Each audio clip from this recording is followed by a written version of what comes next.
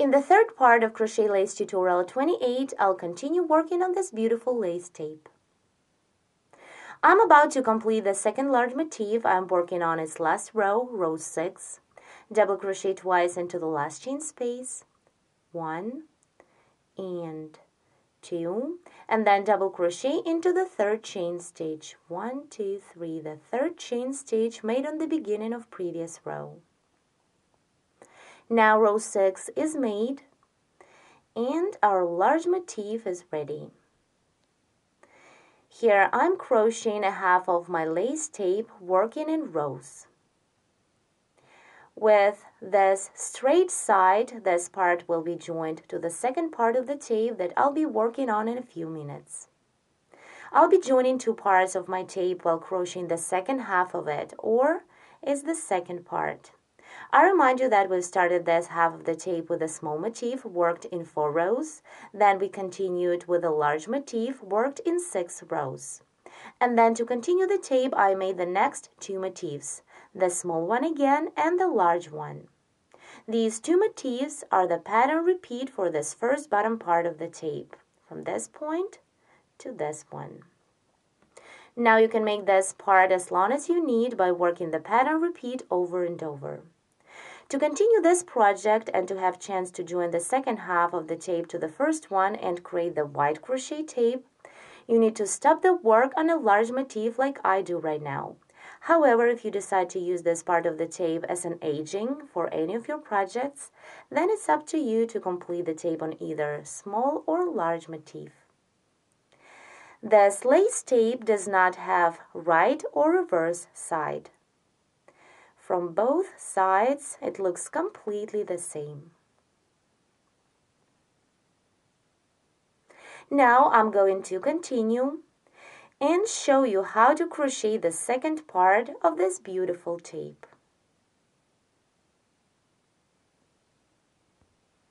Before we begin crocheting the second part, let's one more time take a look at the ready tape.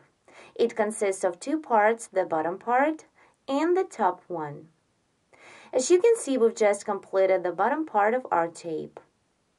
This first bottom part was crocheted in this direction, and now I'll begin crocheting the second top part starting from this point and working in the reverse direction. And at the same time, I will make the joining with the slip stitches. To begin the second part, make a chain of 6, 1, 2, 3, 4, 5, 6, and join the chain in the round by making a slip stitch into the first chain stitch. This is the foundation for the first motif. Begin row 1, chain 2, and now make the joining. Work a slip stitch into the last double of the last large motif of the first part. Here is this double. Insert the hook in 2 loops into the front top loop and into a side loop like this. Take the working yarn and pull it through. Then pull it through the loop on your hook. Slip stitch is made. Now turn the work to crochet row 1. Chain 1 for the chain space and double crochet into the foundation ring.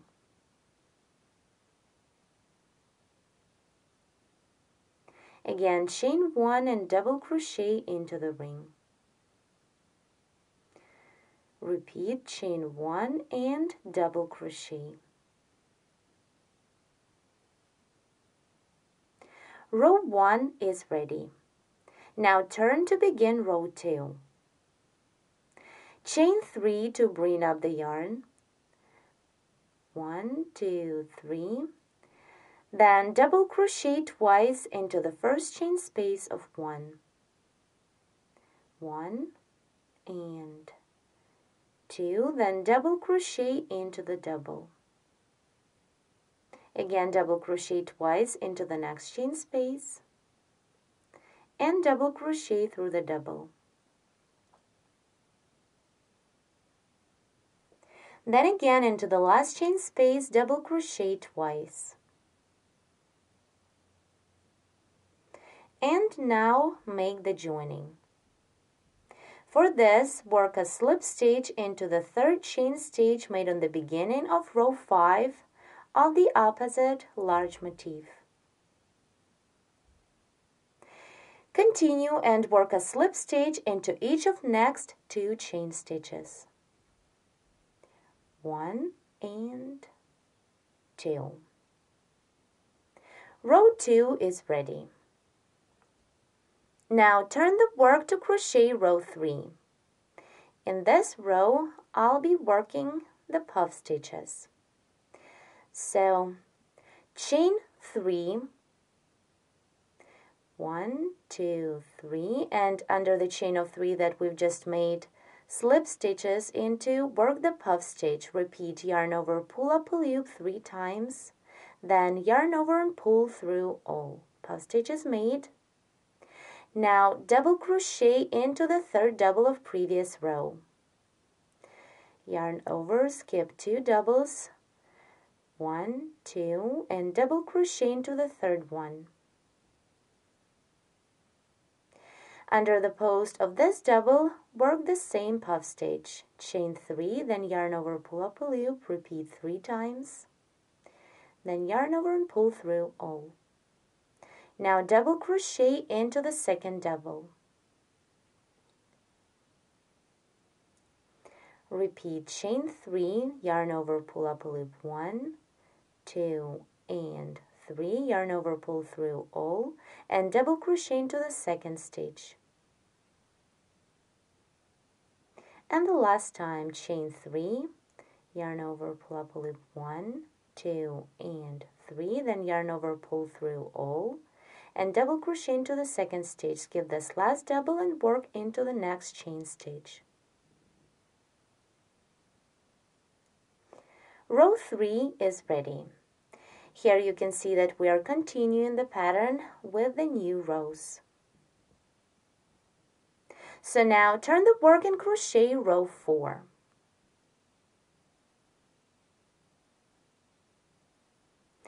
On the beginning of row 4, chain 7, where 3 chain stitches is to bring up the yarn, 1, 2, 3, and chain 4 more for the chain space, 2, 3, 4. Now skip this first stitch on the beginning and work the puff stitch into the second chain stitch. Yarn over, pull up a loop, pull this loop up to the level of 4 chain stitches like this, and repeat 2 more times. Yarn over, pull up a loop 2, yarn over, pull up a loop 3. Then yarn over and pull through all to complete the puff. Then treble crochet into the first chain space of 3.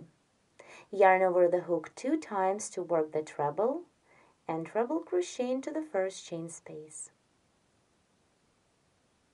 Then chain 4, 1, 2, 3, 4, and under the post of the treble we've just made, work the puff stitch. Yarn over, pull up a loop, repeat 3 times, then yarn over, pull through all, and treble crochet into the next chain space. Again, chain 4, 1, 2, 3, 4, yarn over, pull up a loop 1, 2, 3, yarn over, pull through all, and treble crochet into the next chain space of 3. 1, 2, 3, 4 chain stitches, then work the puff stitch, 1, 2, 3, yarn over, pull through all, and treble crochet into the next chain space. It is the last chain space of previous row. Again, chain 4, work the puff stitch, 1, 2, 3, yarn over, pull through all. And now let's see. Here I made 5 puffs. Now to complete this row, treble crochet into the last treble of the opposite motif.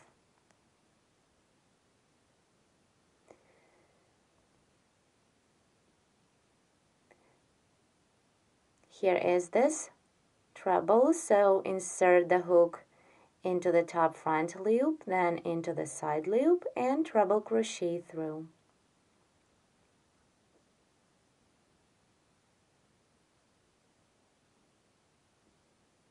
Now we need to make the joining. Do it by working a slip stitch into the chain stitches. Here we have 3 chain stitches. So work into the first one that the treble crochet is coming out of. Then slip into the second one that the puff stitch is made into, and then slip into the third chain stitch. Now row 4 is ready. Let's see. The top part of our tape, we work the way to continue the pattern. Now let's begin the next row, row 5. So turn the work, and on the beginning of this row, chain 2 for the chain space, 1, 2, and double crochet into the first chain space of 4 of previous row. Then chain 2, 1, 2, and double crochet into the next chain space. Again, chain 2 and double crochet into the same chain space. Continue till the end of the row. Chain 2, work into the next chain space, double crochet, then chain 2 and double crochet. Then chain 2, work into the following chain space, double crochet, chain 2 and double crochet into the same chain space. Chain 2, and now into the last chain space, double crochet, then chain 2, 1, 2, and the last double work into the third chain stitch made on the beginning of previous row. Here is this chain stitch. Now row 5 is ready. Turn to continue with row 6. It's a row of double crochet stitches, so chain 3 to bring up the yarn. Here into the chain spaces, double crochet twice and double crochet through the doubles. So into the first chain space, double crochet twice, then double crochet through the double. Into the next chain space, double crochet twice, then double crochet through the double, again into the chain space, double crochet 1, 2, and double crochet through the double.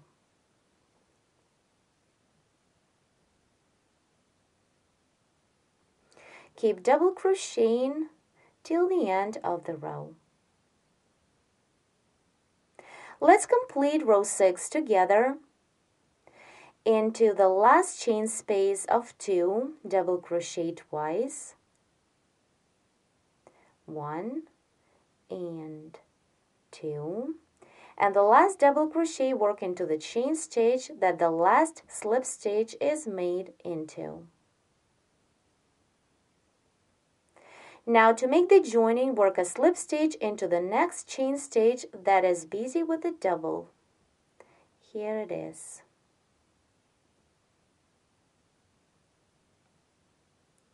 Now row 6 is ready. Let's see real quick.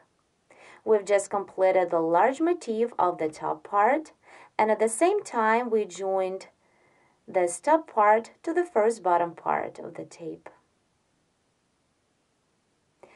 Now let's continue crocheting the top part. Now we need to begin the small motif. First, make the foundation ring. For this, turn the work. Make a slip stitch into the first 2 doubles of previous row, 1 and 2. Then turn the work again. Make 3 chain stitches, 1, 2, 3. And then make a slip stitch into the next double. It is a double that creates the foundation ring for the opposite motif of the first part. Insert the hook in 2 loops and slip into. Then work 2 more slip stitches through the post of the same double just to move the yarn. 1 and 2.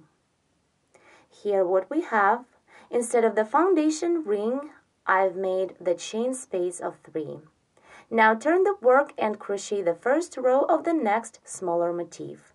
Chain 1 and double crochet into the foundation chain space of 3. Again, chain 1 and double crochet into the same chain space. Repeat chain 1 and double crochet. Then chain 1. Here into the chain space of 3, I made 3 doubles. In between the doubles, I chained 1. Now continue.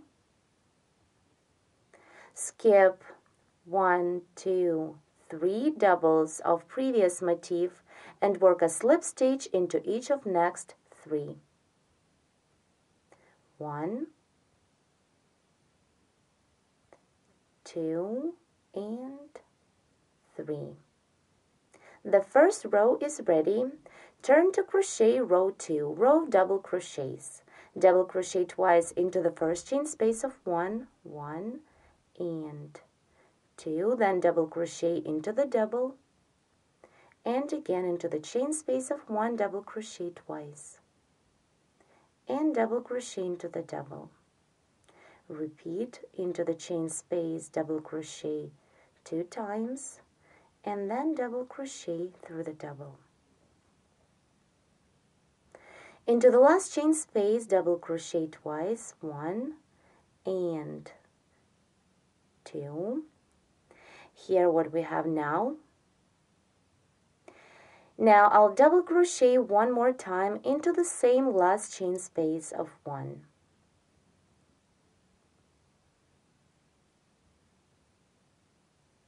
Now the second row is ready, and to make the joining here, work a slip stitch into this chain stitch that is busy with the double. And now slip into each of next 2 chain stitches, 1 and 2. Now let's see. We begin the second motif of the top part, which is small 1. And you can see how beautiful our pattern continues. All rows are getting together. Thank you so much for watching.